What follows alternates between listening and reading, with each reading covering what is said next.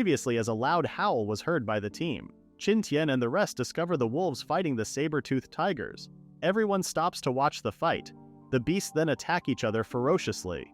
A black wolf appears and starts ripping the flesh of the saber-toothed tigers. Everyone is impressed by the black wolf. They notice that some wolves are protecting something at the back. Seeing that the wolves are losing, Qin Tian orders the others to support them. While distracted by the arrows, the saber-toothed tigers are attacked by the wolves. They can see that the battle is almost over. The saber-toothed tigers continue to struggle until they notice a few wolf cubs at the back. Nick also notices them and Qin Tian jumps into the fight. A saber-toothed tiger targets the wolf cubs. However, the black wolf blocks it. The two beasts furiously fight each other. The black wolf gets gravely injured. More saber-toothed tigers try to help, but one of them gets killed by a spear. Qin Tian and the others start attacking the saber-toothed tigers. Kata is happy with his new iron spear. Qin Tian is glad that the spear he asked to be made suits Kata's battle style. The others are also satisfied with their new weapons. Seeing that the wolves won, Bokuma wonders what Qin Tian will do next. Qin Tian orders everyone to go back to their camp. Everyone picks up the dead saber-toothed tigers as the wolves still feel wary of them. Everyone praises how kind Qin Tian is. Qin Tian claims it is not to ruin the ecological balance. Kata tells them not to ask anymore or the earth spirit will get angry. Truth be told, Qin Tian was just worried about the wolf cubs. On top of a cliff, the black wolf watches Qin Tian's group go home. They finally get home and everyone greets them. Jessica is surprised to see saber-toothed tigers, but they are already dead. Qin Tian explains to everyone that there was a territorial war between beasts. Jessica can see why because of the scarcity of food during winter. Chief Farsong comments on how they don't need to go outside anymore because they have a lot of food already. In the next few days, everyone gets the sleep that they always need, but it is getting boring already. Alex finishes her project with Ellen. Qin Tian calls Kata, Ragna, and Aruba. He claims they will play a game. They all work on smelting, and Qin Tian leads everyone. Qin Tian starts connecting some parts, and Alex can't believe that her work turns out to be like this. Jessica claims that this is the birth of the steam machine on this island. Ragna ignites the fire pit of the machine. Qin Tian starts up the machine and everyone is amazed at how the machine moves by itself. It might not be perfect for now, but it is still usable. Alex inserts a log in place of the machine and reduces it to a perfect stick. Seeing that there is no problem, Qin Tian plans to start making gun barrels. A bamboo with clay will have its center pushed out by the fine wood, and it will make a mud stick. Melted iron is poured into an empty bamboo with the mud stick.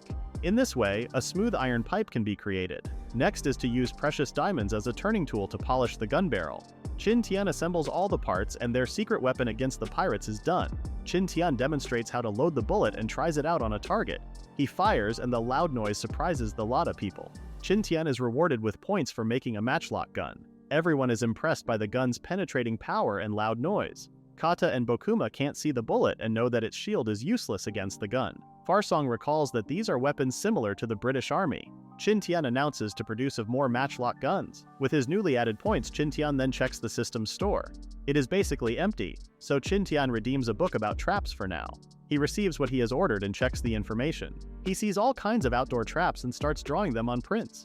He is also hurrying the production of the matchlock guns to the point that no one leaves the camp. Jessica checks on Qin Tian. She wonders if she can help him, especially with his personal needs after seeing crumpled papers around. Jessica notices that Qin Tian is designing a trap. Qin Tian wants to be fully prepared against the pirates. Jessica loves this ruthless side of Qin Tian. Qin Tian recalls that L&W was making snowboards. Outside, everyone watches Alu using the snowboard prototype. It will be beneficial for a winter battle.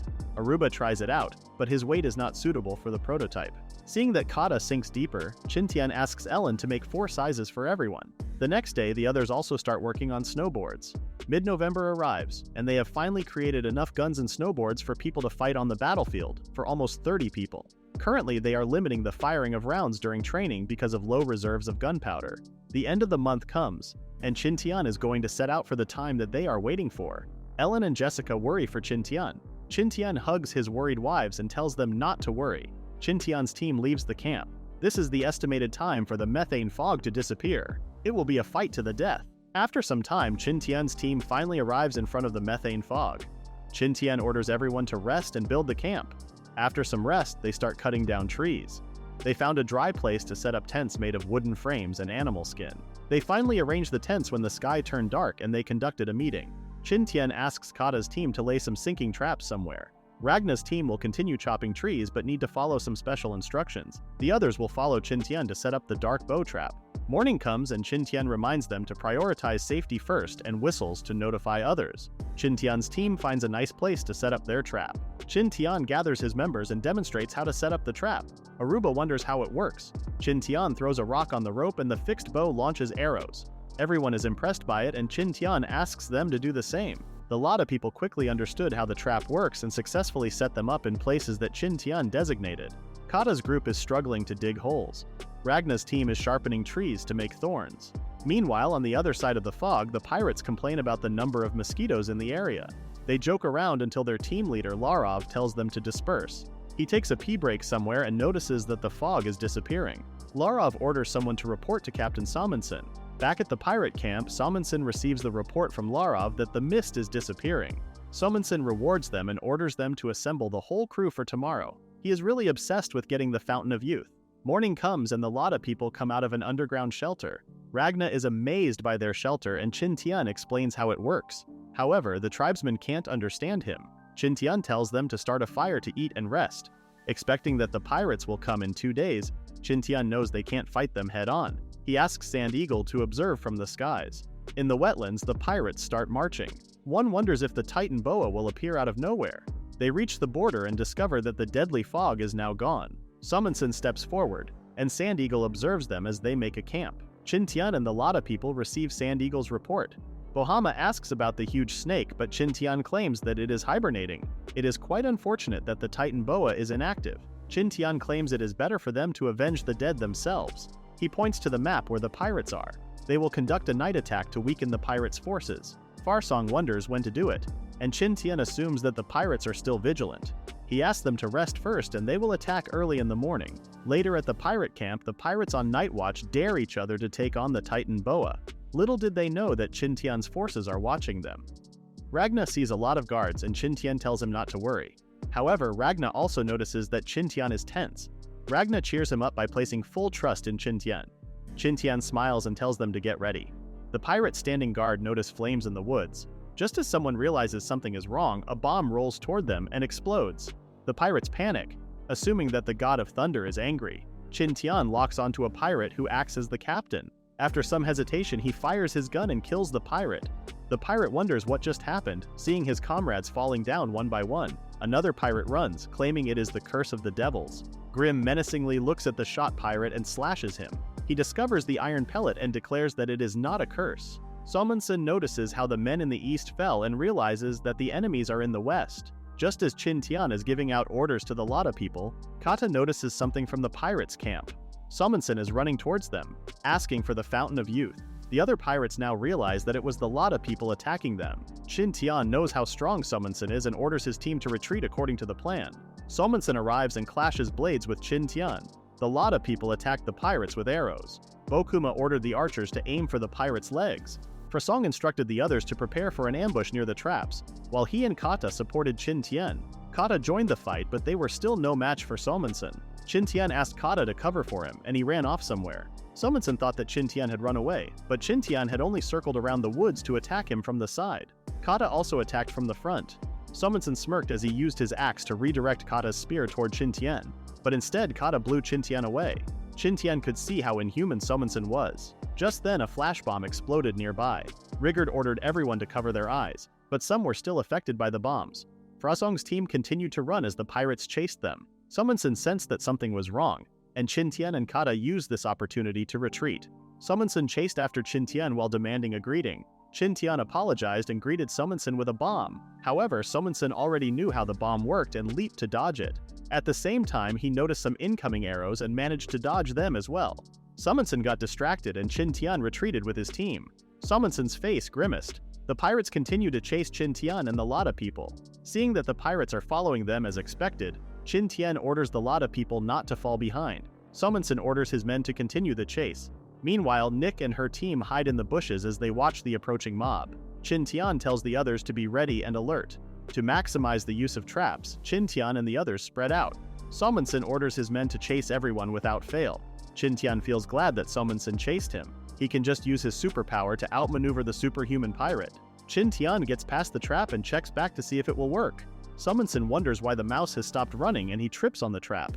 Multiple arrows are fired off towards Summonson. Some of the pirates also trigger the same traps. Another group of pirates chases Kata, but they fall into the pitfall trap. They immediately die due to the spikes. One survives and asks for mercy, but Bahama kills him. On the other hand, the trap was useless against Summonson, who realizes that they are being lured into traps. Qin Tian can't believe Summonson has deflected a dozen arrows. Just then, a horn sounds through the forest. Knowing that the lot of people have prepared traps in this dark forest, Summonson agrees to conduct a retreat. As Summonson leaves, Qin Tian realizes that the pirates are communicating using horns. Originally, Qin Tian and his people were going to ambush them after the pirates went through all the traps. It is unexpected that they have retreated this early. The ambush team flinches as they see someone emerging from the woods. However, it is Fa Song who informs them that the pirates didn't pursue them after the horn was blown. Qin Tian and the others have also returned. In a small camp, many pirates are injured. Summonson learns that most of his men have a slim chance of survival. Summonson orders Sigurd to ensure that everyone is saved without fail. He also asks Larov to guard Rigurd. Just then, Rigurd kills his patient. Larov tells the others not to mention anything they saw. Rigurd knows how scarce their supplies are after their warehouse was burned. These injured men will only be a burden to them. Meanwhile, Qin Tian receives a report on the rough estimation of the number of pirates killed. Qin Tian is glad that their forces have weakened significantly. Viru worries that the pirates may already be aware that the forest is full of traps. Qin Tian tells them not to worry, and to continue with their guerrilla plans. Everyone notices something, and Nick asks Qin Tian if he is okay. Qin Tian bids them goodnight and covers himself. Nick worries, but Frasong shakes his head. Back at the pirate camp, they dispose of the deceased. Just then, it is announced that those who survived will be rewarded. Summonson claims that this is necessary to boost morale. He then orders Grim to be prepared to set out early in the morning to the snowfield. He begins talking about the gun. He knows that the tribesmen are nearby and their eyesight will be impaired in the snowy field. He knows they are being lured out. On the other hand, Qin Tian experiences a nightmare about the dead pirates. A corpse tries to attack him and a loud slap echoes through the shelter. Qin Tian wakes up to see that he slapped Aruba. The others then start making fun of Aruba. Qin Tian goes out and orders the others to follow him. Their team then discovers that the pirates have left their camp. Nick notices that they went to the plains. Frasong worries because they didn't set any traps on the plains. Qin Tian can see that the footprints are not in disarray and were left deliberately. He asks the twins to follow him while the others stand by. Qin Tian has the Sand Eagle scout the area. They see a group of pirates and Qin Tian asks the twins to lure some of the pirates into a nearby trap. He knows how skillful and flexible the twins are and they will not get caught. Qin Tian continues watching them, but Summonson already notices them. He informs Grim that he can strongly sense them. Just then, pirates in the front complain that it is the Lada people again. Bokuma and Bohama start firing arrows at the pirates. Summonson tells his men to stop chasing. He orders them to keep a defensive formation and threatens to kill those who disobey. They continue their travel while in a defensive formation. Qin Tian notices how useless it is to lure them out and plans to make new arrangements. The pirates later arrive at the snowy field. Bokuma notices how slow they were. Qin Tian claims they brought everything like supplies. Viru worries that they are making a fire nearby on purpose. Qin Tian tells him not to worry. The pirates know that the forest is trapped and won't move carelessly.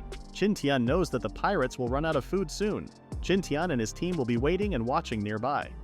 That night, Summonson receives a report that their supplies won't last long. He orders Grim to tell the others to rest for now. He knows that the Lada people are waiting in the trapped forest, and he also points out that they can't go back once the fog is back. Grim asks if killing the tribesmen is the only way. Summonson knows the tribesmen are just out there, but he won't take the bait. Back at the campsite, Jessica and Ellen enjoy the morning sun. Ellen worries for Qin Tian and the others. Just then, she gets hit by a snowball and discovers Jessica playing with the kids. She tries to decline the invitation, but Jessica tells her not to think too much. She tells Ellen not to worry about their husbands. Ellen brightens up and plays with them.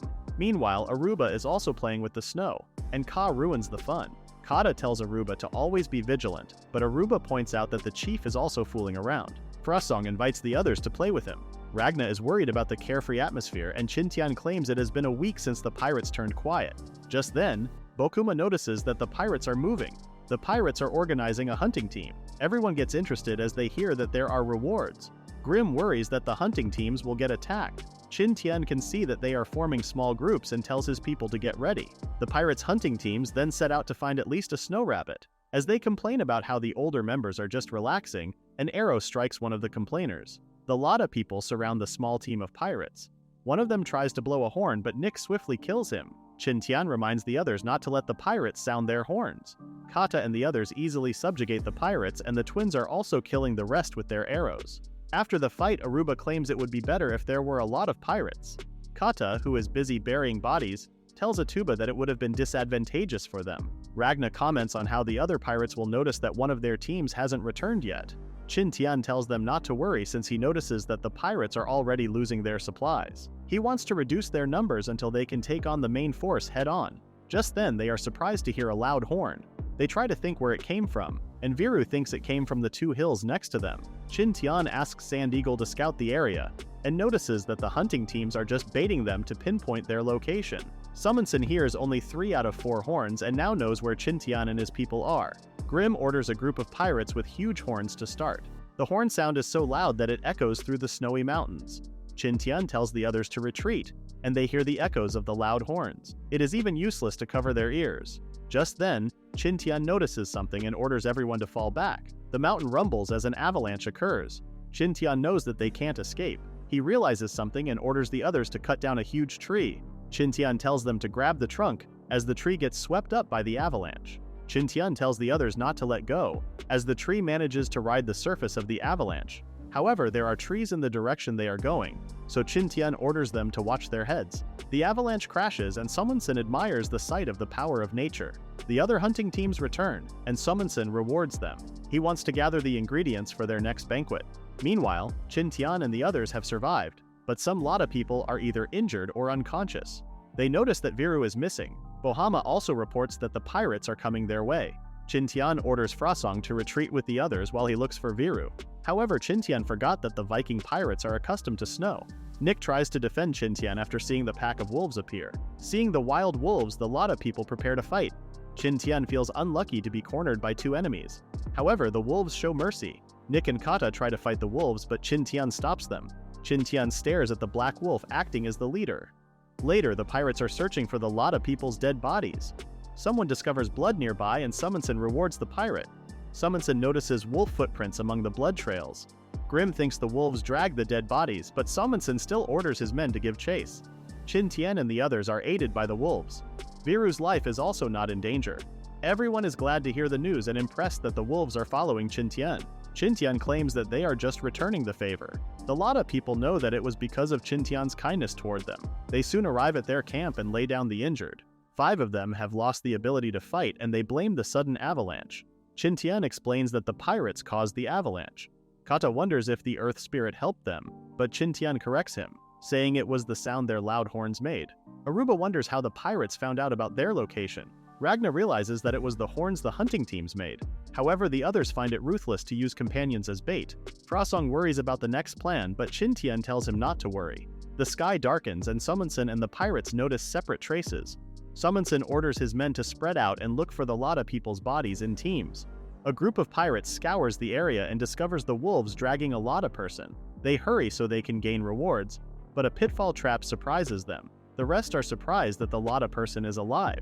Just when they try to blow their horn, some of the Lada people push them into the pitfall. Frasong looks down at the dead pirates.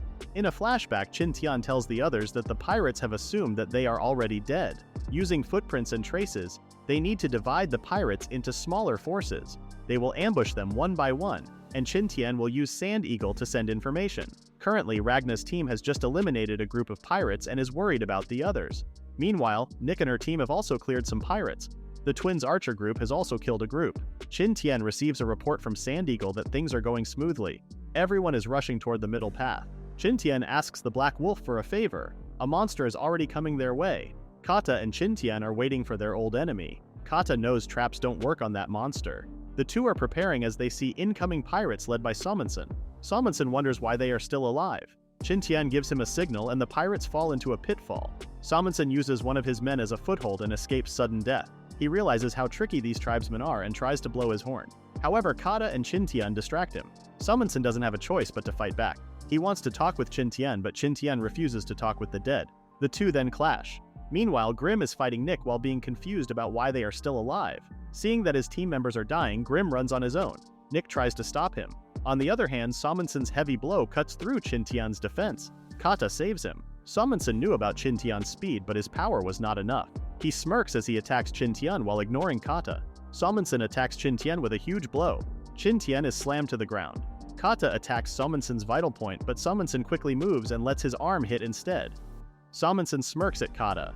Furious, Kata pushes forward, but Samensen grabs him. Samensen swung his axe and heavily injured Kata. Samensen breaks free from the spear and runs toward Qin Tian. As Samensen attacks, Qin Tian asks for someone's help. The Black Wolf suddenly appears and attacks Samensen. Qin Tian and Kata hold Samensen in place. Qin Tian asks the Black Wolf to bite Samensen's neck. Samensen can only scream. Grim arrives to help, but Nick is hot on his tail. Unfortunately, the Black Wolf also gets injured. Samensen is enraged seeing his brother die.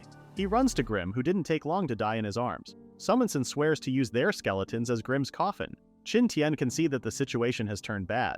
They continue the fight, but Samensen easily beats down Nick, Qin Tian, and Kata. Samensen menacingly walks forward with an axe in his hand. Nick and Kata tell Qin to run away.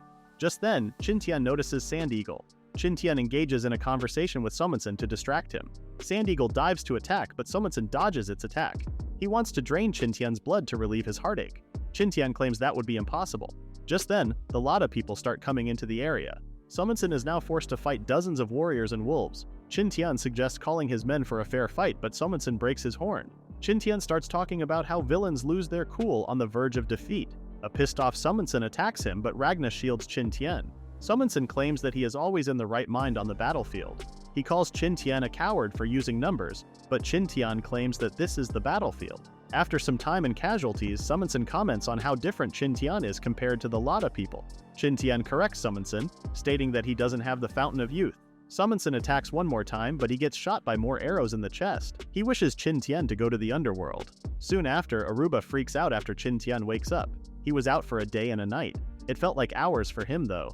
He can feel the backlash of using his excessive talents. Bohama advises him not to move yet, but he tells them not to worry. He asks to be left alone. Frasong then tells the others not to disturb their mighty one. The Lada people begin building a bonfire. Qin Tian leans against a tree, reflecting on the recent killings and acts of violence. His heart feels heavy as he observes the others collecting the dead bodies of Lada people and wolves. Qin Tian falls into deep silence, and he asks Bokuma about the identities of the deceased. Bokuma feels embarrassed about being discovered, and Qin Tian inquires about Bokuma's injuries. Bokuma proceeds to recount the actions of the deceased Lada people. Buer hugged two pirates, jumped into the pit, and perished alongside them. Wutu smiles as he sacrifices himself to protect the others. Charlie used his life to make a trap work. It took them a day to search for their bodies, but the wolves aided in locating them beneath the snow. The wild wolves departed afterward. Qin Tian recognizes that they were all courageous warriors. Aruba calls out to Qin Tian, and Bokuma assists him in standing up. Qin Tian walks toward the already set up bonfire. Frasong passes him the torch, and Qin Tian ignites the bonfire. The wolves howl as the fire continues to burn. The Lada people then commence their celebration of victory.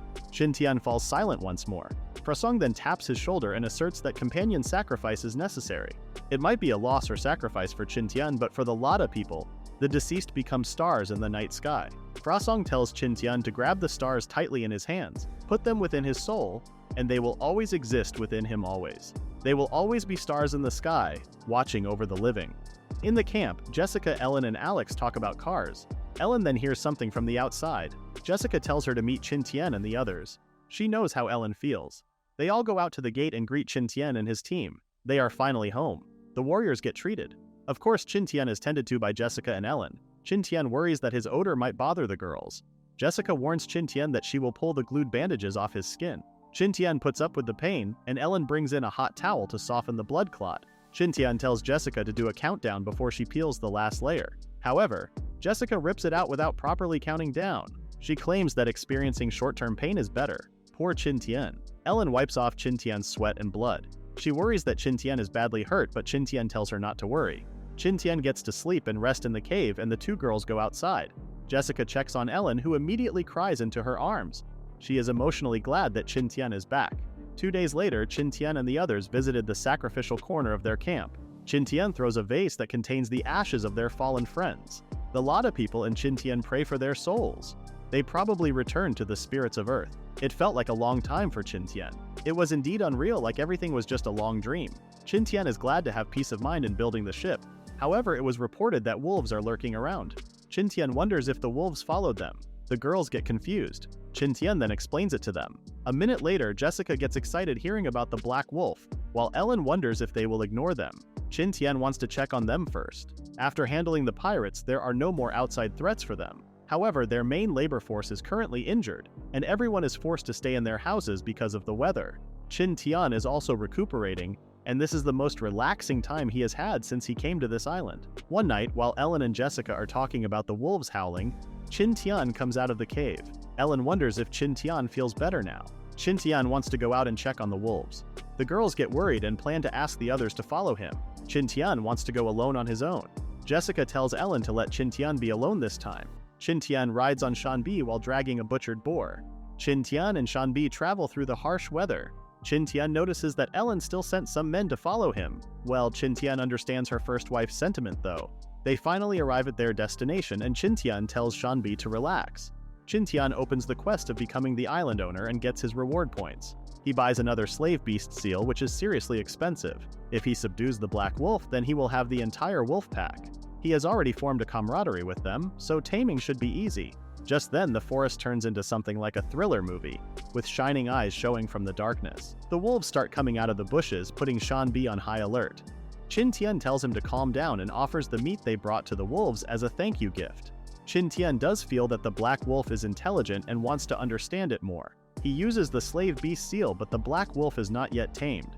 It seems like Qin Tian needs some time to connect with the wolf first. Qin Tian sits down and confesses that he needs some help from the wolves again. A lot of people wonder what Qin Tian is talking about with the Black Wolf. Ragna suggests asking Qin Tian later for more details. Qin Tian then explains that he plans to retrieve the supplies left by the pirates and that he needs the wolves' help. Aruba agrees because it would be hard to transport the supplies in the snow. Just look at Nick, being silent, knowing Qin Tian is behind the other two. They then realize that Qin Tian has been with them the whole time. The three then blame each other, but Qin Tian tells them to go home together. That night, Qin Tian tells everyone about the plan and organizes some work. For the next 2 days, everyone is busy making ropes and sleds. They make enough sleds to be pulled by 30 wolves. On the third day, the children wonder what sound Qin Tian just made. He tells them about the whistle and how it works. Alex is also present during their discussion. Ellen calls Qin Tian's attention because the wolves have just arrived. Ellen is amazed to see a black wolf, and Jessica explains that it is a result of crossbreeding, like domestic dogs in their timeline. Ellen wonders if there are domestic dogs on the island, but Jessica claims that it might be a natural mutation. Knowing how strange the island is, Ellen laughs and jokes that a golden and red wolf won't surprise her anymore. Qin Tian tries to convince the black wolf to be leashed, but it just slaps Qin Tian's hand. The black wolf is really acting tough, like a Giga-Chad. Just then, the children come to play with him, and Sean B can only laugh at him. Ellen wonders how long Qin Tian will be away again. With the wolf's help, he confirms that it will take 2 days at most. Qin Tian then sets out later on. The travel is smooth, with Aruba getting excited with their speed. Nick can notice that Qin Tian is still walking on eggshells while passing by the corpses of the pirates. He recalls Suomeng's words that Qin Tian would also go to the underworld. He raises his middle finger, making thoughts of Suomeng disappear from his head. Nick wonders if Qin Tian is alright because he looks tired. They then arrive at the lakeside to rest. The group then talks about the methane fog absence, which is unusually long this time. A lot of people start making speculations here and there. Qin Tian can also think of some possibilities, but their goal for now is to get to the pirates' camp before it gets dark. With the help of the wolves, the trip is quick, and they are able to travel smoothly on the snowfield. A lot of people didn't use the existing tents on the field and set up new ones. Their hatred for the pirates is really ingrained in their minds. Qin Tian orders them to look for things that might be useful. He goes to look for Suomeng's tent. He then finds a suspicious tent and discovers a huge box. Qin Tian opens the box and expensive gold and treasure are inside. However, Qin Tian had enough of them from the river nearby. He then finds some papers and reads them with surprise. The writings show how a son holds a deep hatred for his father. Qin Tian finds it interesting that a pirate loves writing diaries. The diary narrates how Suomeng encounters Westerners for the first time and gets greedy for their women and huge ships. Qin Tian concludes that the pirates are from the 8th century. Suomeng also narrates how he found the map that leads to the Fountain of Youth, which makes one immortal. His crew immediately sets out and later loses hundreds of crew members along the way. They also encounter Leviathan, the monstrous creature in the seas, along with a vicious storm. However, this made Suomeng excited because it meant that they were nearing his goal. After some time, they reached the mysterious island. They encounter indigenous people and start enslaving them. Qin Tian can see that Suomeng came to the island through a storm just like them. Just then, something catches Qin Tian's attention. Sumeng describes a ring that shows God's symbols and draws 2 characters that he can remember. Qin Tian then turns his attention to the treasure box after seeing Chinese characters in the diary. Qin Tian's group later harvested everything useful and left the pirates' camp burned. The trip back to the camp took much longer because of the spoils of war. They returned 2 days later to the camp. After the mission, Qin Tian keeps inviting the wolves to stay, but they leave after getting their reward. The girls are excited to see lamb meat and ale. Bokuma and the rest wonder where to put what they just unloaded. Qin Tian checks the contents and finds wheat, a greater treasure than gold on the island. Jessica is excited to smell the scent of wheat bread. The desert people wonder what it is, and Qin Tian claims that it is food. Aruba hurriedly eats the grains and spits them out afterward. Qin Tian explains that they need to cook the wheat first. As long as they plant it correctly, they don't worry about food anymore. Later, Qin Tian, Jessica, and Ellen analyze the ring that Sumeng has described in his diary. Ellen comments on how unfamiliar the sense of technology was. Qin Tian then asks them not to be surprised and shows them the futuristic technology the ring has. Both girls are amazed by the hologram. Qin Tian explains that this technology is way ahead of their era.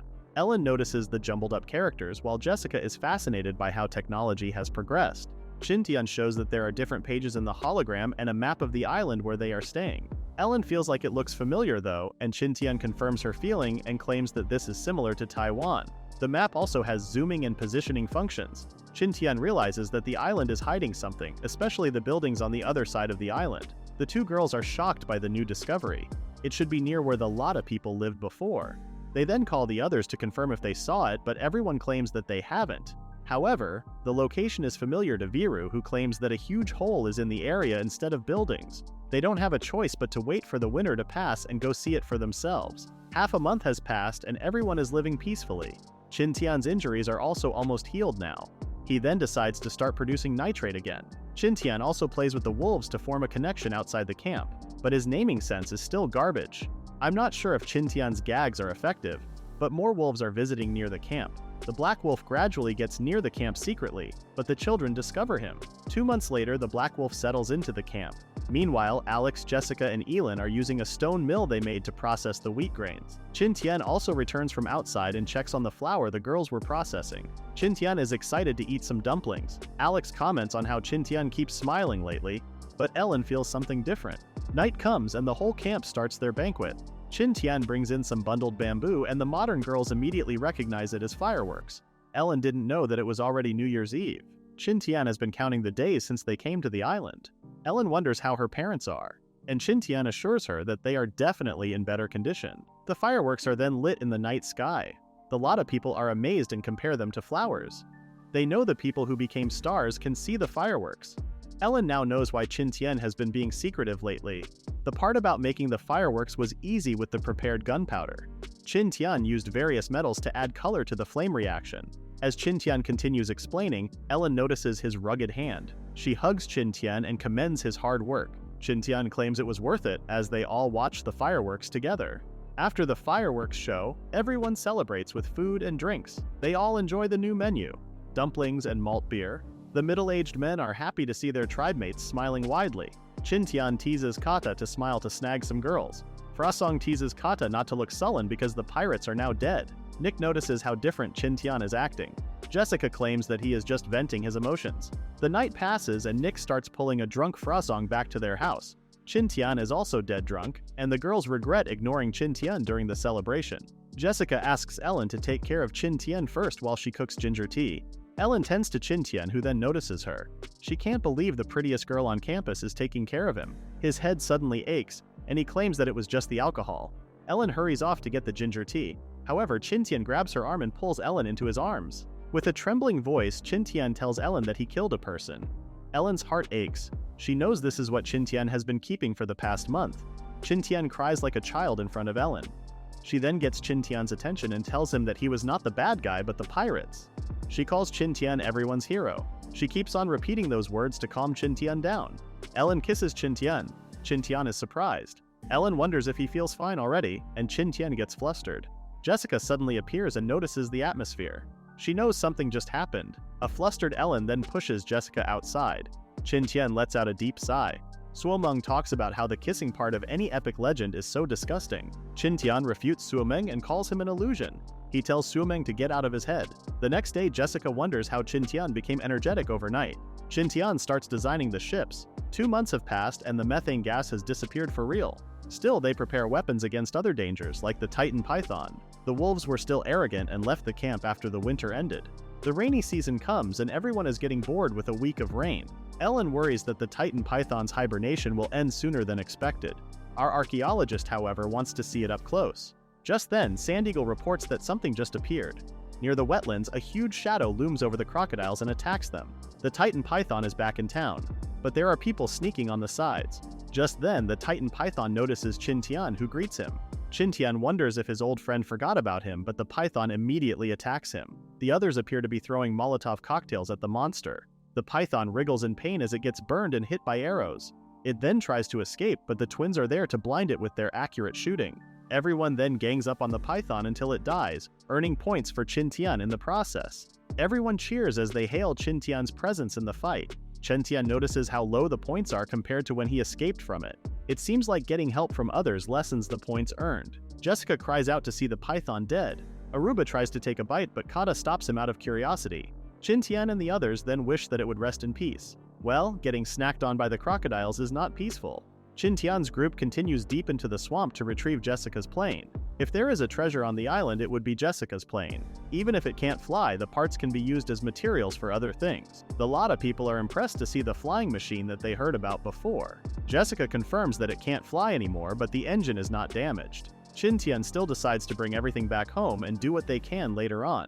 Bohama worries that they can't lift the plane, and Qin Tian confirms that the plane is indeed heavy. Just then, Kata and the gang manage to lift it up and move it to the trolley. Jessica comments on how strong the physique of the Lotta people is compared to that of normal humans. Qin Tian just hopes they didn't drink anything weird. However, Kata accidentally snaps off the plane's wing. Noon comes, and Qin Tian manages to create a simple hoist with a pulley with the others. The others are impressed by how simple wheels can help pull up a huge heavy object. He tells everyone to pull it off with such complicated calculations. Question marks appear in their heads, but they still get fired up to do it. Everyone then counts to 3, and they are able to lift the heavy plane. Everyone is surprised that it didn't take much effort. Qin Tian then tells his girls to go back to the camp with the plane, while he goes to check on the sinkhole the others had described. Qin Tian, Nick, Kata, and Ragna then travel back in the direction of the sinkhole.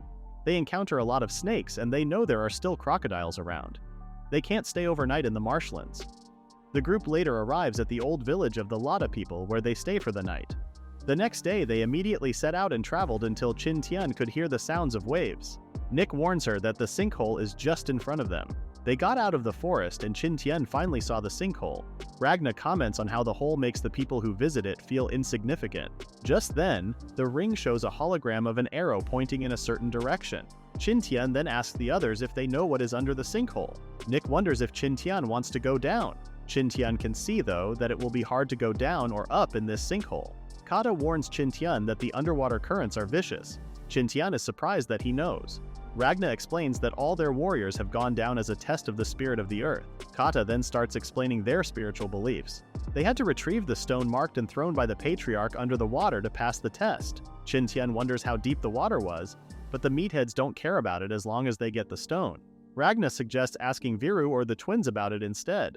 The group then travels back to the camp but uses a different route with the help of the ring's map. They actually got back to the camp earlier than expected.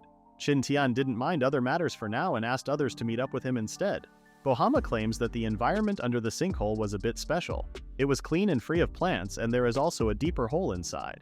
It was a black hole that Viru accidentally discovered. Qin Tian really needs to check the bottom of the sinkhole by himself. Qin Tian then asks Aruba about his findings, but the other explains that Aruba only lasted 3 minutes and was the first to the surface. Since then, Qin Tian has been busy making oxygen cylinders in preparation for diving into the sinkhole. It was difficult to make the cylinder. They just need to pour molten iron into a mold. However, the other intricate parts, like the bottle mouth check valves and pumps, are harder. The production is kind of cumbersome. After some time, they have successfully finished what they need to finish. Qin Tian had Aruba pump the air inside the oxygen tanks and feels confident about it. The girls worry about the pressure making the cylinder hotter. That is why Qin Tian placed it in ice water to cool down the cylinder and the air inside. Ragna's help was not enough, so Kata and Prasong also joined in to pump. Qin Tian tells them to rest, and another group will take over. After everything was prepared, Qin Tian and the rest set out for the sinkhole. They arrive at the sinkhole and they start preparing for the diving operation. 3 days later, all preparations are done. Qin Tian, Kata, and Ragna dive into the water. Qin Tian thought it would be too deep, but they already reached the bottom as soon as they dove. The ring continues emitting light and they all follow the direction it is pointing at. While looking at the unusual environment, Kata taps Qin Tian to stop. Qin Tian finds himself in front of the second hole that Viru has described before.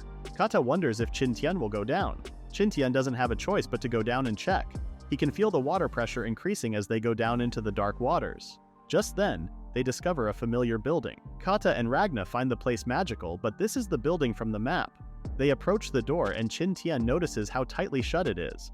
Surprisingly, the ring emits a light toward the door, triggering something inside the building. The door opens and Ragna wonders if they will go inside. Qin Tian denies it because they might lose oxygen inside the building if it is submerged. They decide to go to the surface of the water first to plan things out. However, a man who is monitoring them from inside the building gets mad after he opens the door for them. He presses a button, and the three get sucked in by a water vortex. They are forced to get into the building and reach a water surface to breathe. Kata wonders if they are on the surface now, but Qin Tian claims that the sky and clouds are fake. Qin Tian plans to follow the direction the ring is pointing. It has been half an hour and they are still swimming. Just as they are feeling hungry, a shark appears to have them for lunch. Everyone panics and the man inside the building can't believe the experimented sharks are still alive. It was unlucky for them to meet the ancient megalodon shark. Qin Tian pulls his oxygen cylinder and releases the air toward the shark, making the water distract it for a while.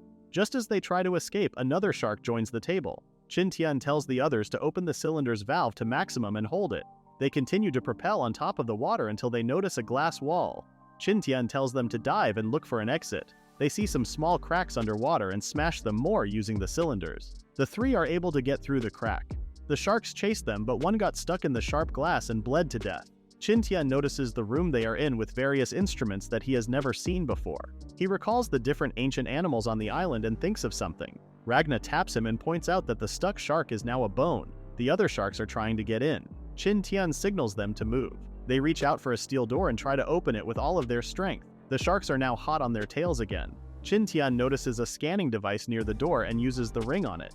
The door opened, but they still needed to pull it open due to the rust on the hinges. Seeing the sharks coming their way, they all quickly got through the gap and almost became sharks' lunches. One of the sharks got stuck on the door and Qin Tian worries that the other one will push the stuck shark to get in. However, the other shark seems to be teaming up with it to kill it. Qin Tian gets flustered by the other shark and calls it an idiot. The stuck shark dies on the spot. However, the one outside is still lively. Qin Tian opens the door a bit to let out the dead shark. The other shark charged forward, but it got stuck on the door too. The shark was really dumb after all. The man observing them feels disappointed that the megalodons had low IQs despite being a successful experiment. The three then swim to look for a way out.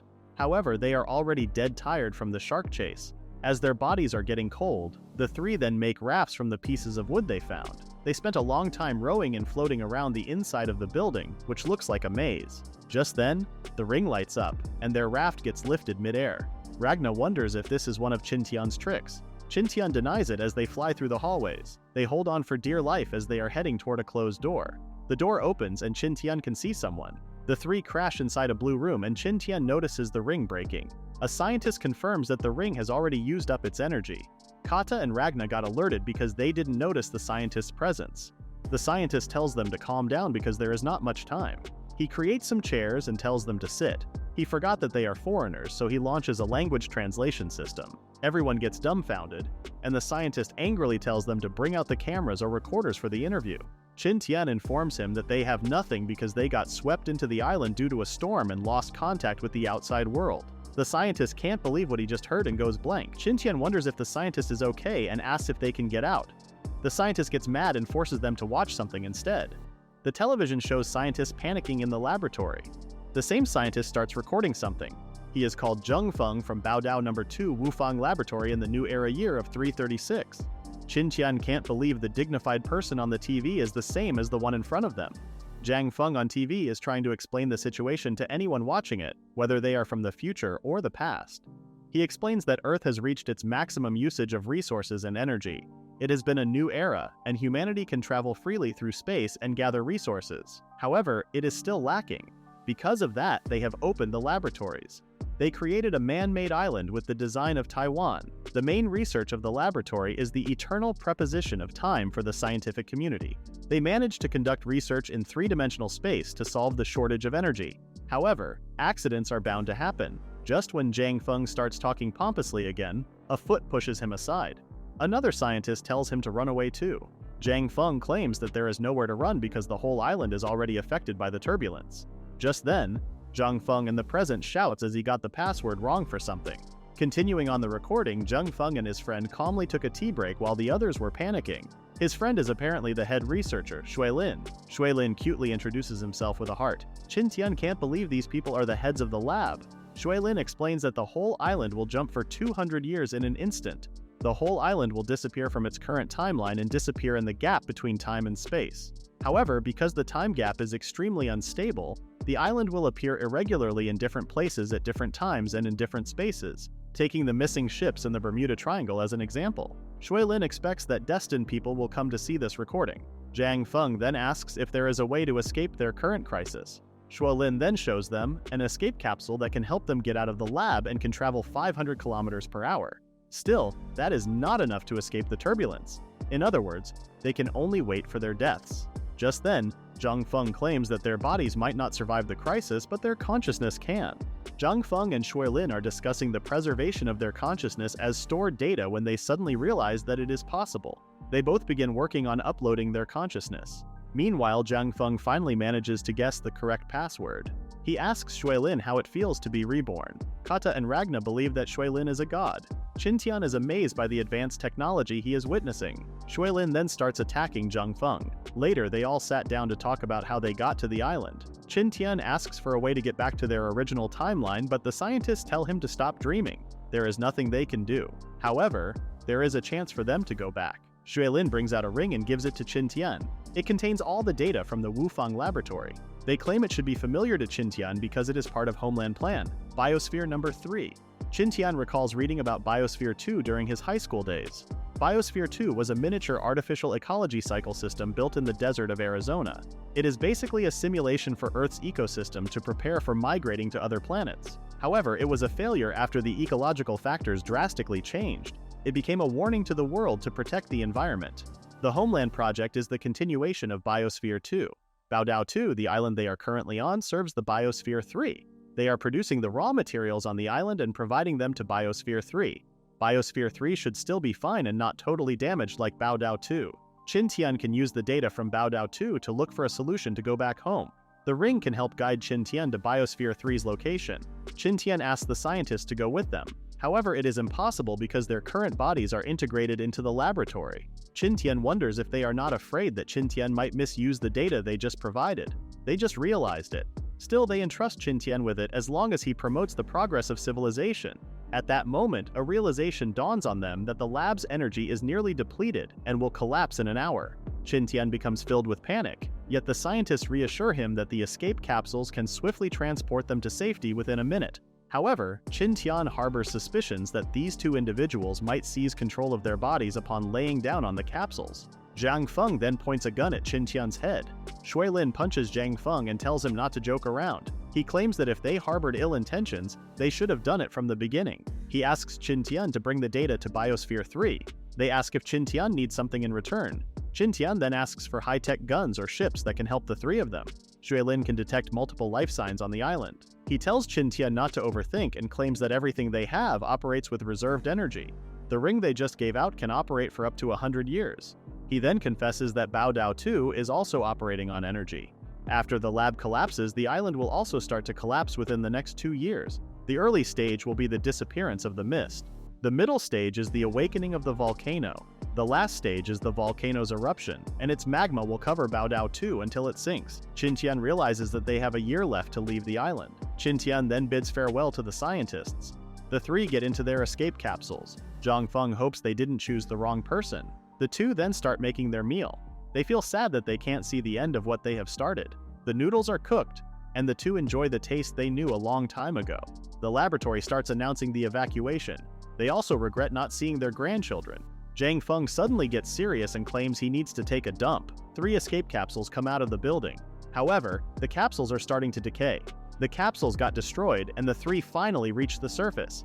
He tells everyone to go back up immediately. An explosion occurs in the laboratory, and it starts collapsing. The explosion starts making the water in the sinkhole turn into a vortex. Jessica wonders what happened below because the three were underwater for 20 minutes. Qin Tian realizes that time flows differently in the laboratory. Qin Tian tells them to move back home because they don't have much time. Qin Tian gained a lot of information on this excursion and tried his best to explain everything to everyone. The Lada people didn't really understand everything, but they knew for sure that they needed to build a big ship. The next day, Qin Tian sets out with a team to cut down cedar trees for shipbuilding. It only took half a month to gather the necessary wood for the ship. It would take time for the trees to sun-dry, and everyone resorted to forcefully drying them. Alex wonders if they are cooking the dried wood. Qin Tian explains that cooking them in brine will make the wood buoyant. Qin Tian later finds some rose flowers that can be processed into medicines. The children also helped him pick the flowers. Qin Tian goes to the land they are tilling and tells the others to take a break. Alex wonders what Qin Tian is doing, and Ellen claims he is making an acid-base indicator. Qin Tian quickly makes it and tests the soil nearby. They find out that the land they are reclaiming is alkaline. He explains that soil testing shows how the land can either help the plants grow or die. Ragna worries that their hard work will turn into nothing. Qin Tian tells him not to worry and that they can just sprinkle the right amount of sulfur.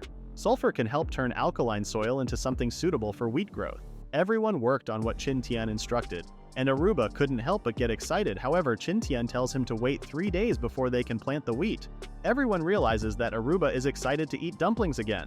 The modern trio discusses their yield and concludes that the harvest will be enough for everyone for a year. Everyone then dries the wheat seeds first and starts building the dock for their ship.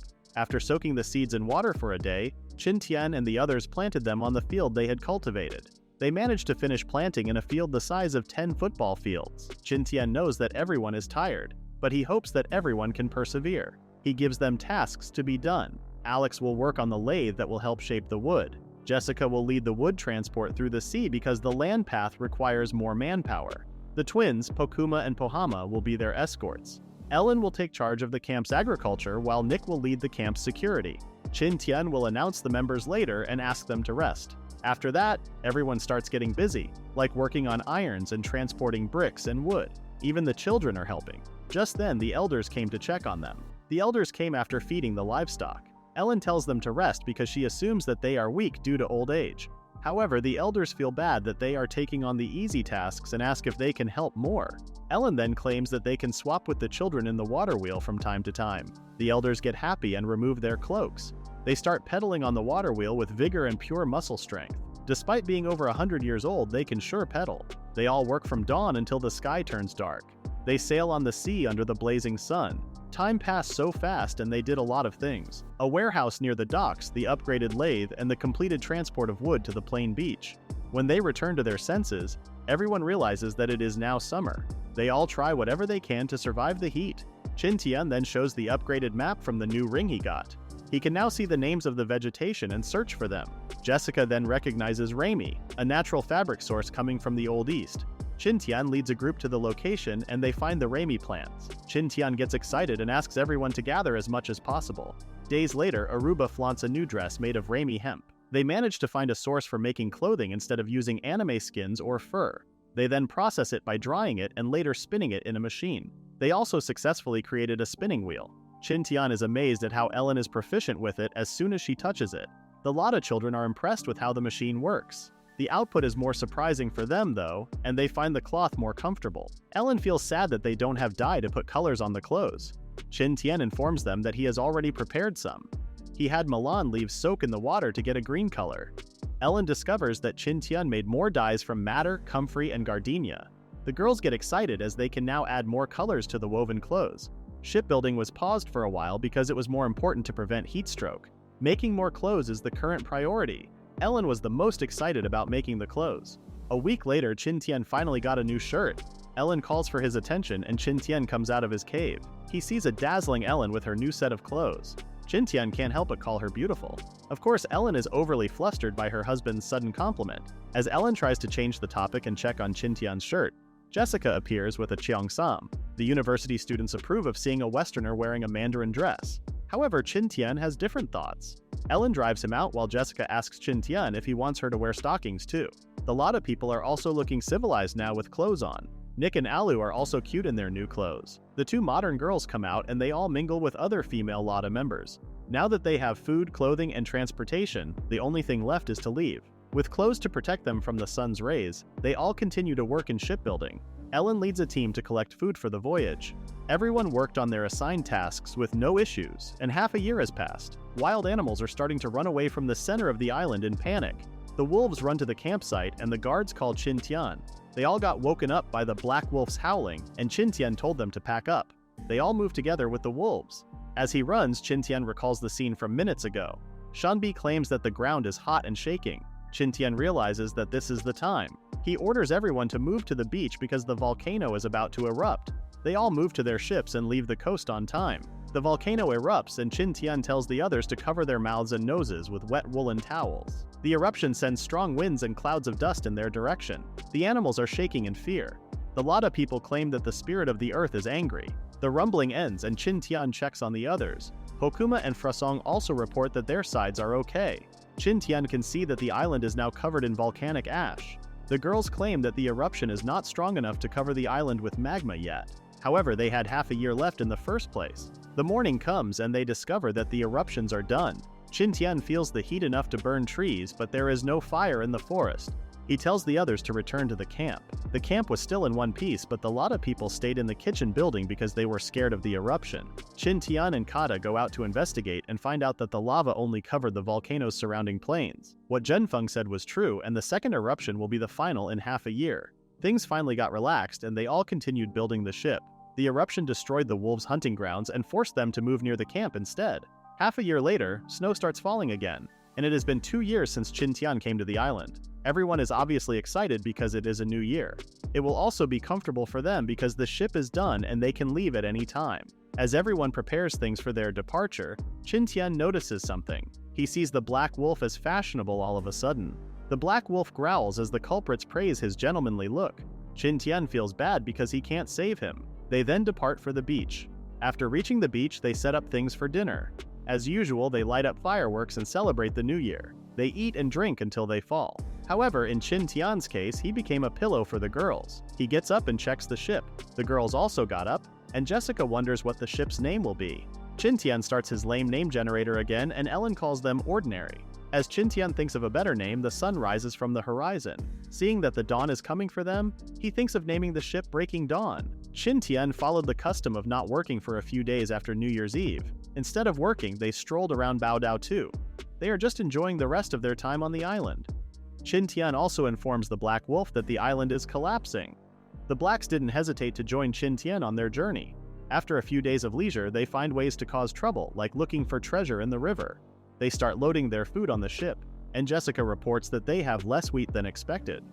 That night, Jessica could see from the skies and stars that it would be a bright and windy day tomorrow. She checks on a busy Qin Tian, who is looking for more information about the island. He found some experiment logs by the dynamic duo of Zhang Feng and Shuilin.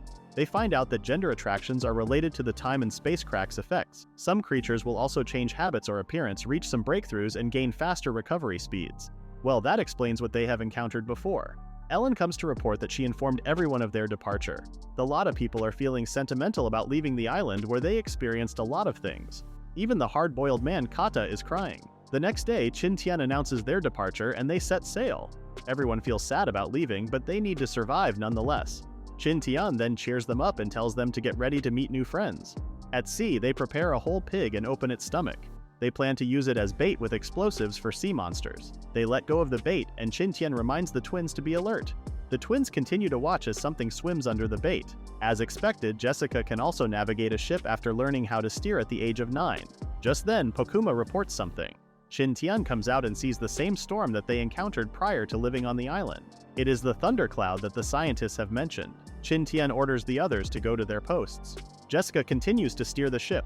The warriors hold on to the sails. Ellen stays with the others in the cabin. Alex and some others continue burning the steam. Just then, Pokuma reports that Leviathan has come. The sea monster has come for the bait. Ragna can't believe it waited for them to get tired. Qin Tian pulls up a fire arrow and shoots the fuse connected to the pig. They also prepare their ballista. The sea monster turns out to be a Mosasaur from the late Cretaceous era. Everyone starts firing the ballista bolts and hurting the Mosasaur. Everyone tries to reload bolts, but the monster dives back into the water. The others wonder what to do. Qin Tian asks Jessica to start the paddle wheel. Jessica then asks Alex to start, and Alex starts increasing the fire below. The Mosasaur comes out of the water to attack again. However, the paddle starts revving up and the ship goes off with more speed. The Mosasaur goes back into the water and chases them again. Just then, something explodes under the water. The others wonder what just happened. Pieces of the Mosasaur float on the water's surface and Qin Tian gets relieved. Jessica asks for a report and Qin Tian tells her to come out to take a look at the Mosasaur. Just as Jessica plans to leave her post, she notices a huge wave coming in their direction. Everyone on board starts running toward the cabins. They increase the paddle wheel's power and also have other manual paddles. Qin Tian can't believe what he is seeing. He feels like Sun Wukong facing the Buddha's palm. They find the right timing and they rev up the ship's speed. They ride the huge wave and everyone is doing their best. The ship reaches the top of the wave and they safely get out of the predicament.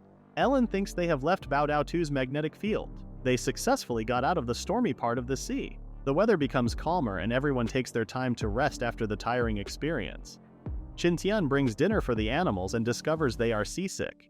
Everyone then starts getting excited and runs past Qin Tian. Qin Tian then goes to the dining hall. He eats with the others and enjoys the food with no worries compared to the past.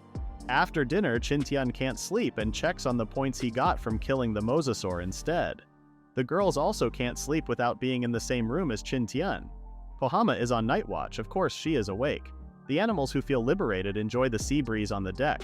Dawn comes, and Pohama calls everyone out.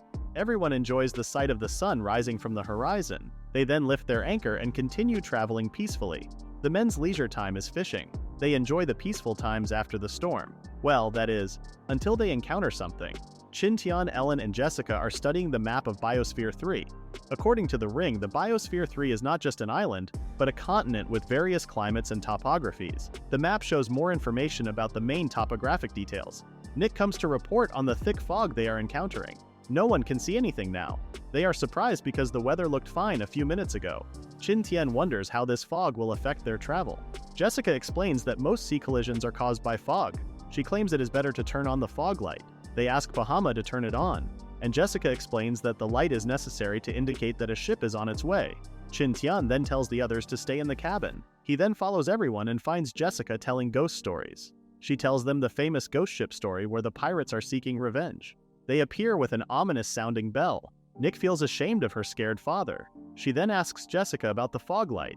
Jessica wonders why she is asking about it. Nick points outside and claims that there is a yellow light. Qin Tian is creeped out by the coincidence. He tells the warriors to pick up weapons. Jessica asks Pohama to send a signal using the beacon light. However, there is no response at all. Jessica tells her to ring the bell instead. Aruba is already freaking out on the deck. With no response to the bell, they conclude that it is not a ship. Qin Tian asks them to avoid it. He wonders if it is really a ship and hopes that it is not something dangerous. Just then, Pohama shouts that there is a ship full of bows. A huge ship appears before their eyes. Everyone panics when they see such a huge ship. Qin Tian prepares the ballista and the ship brings out a cannon from its side.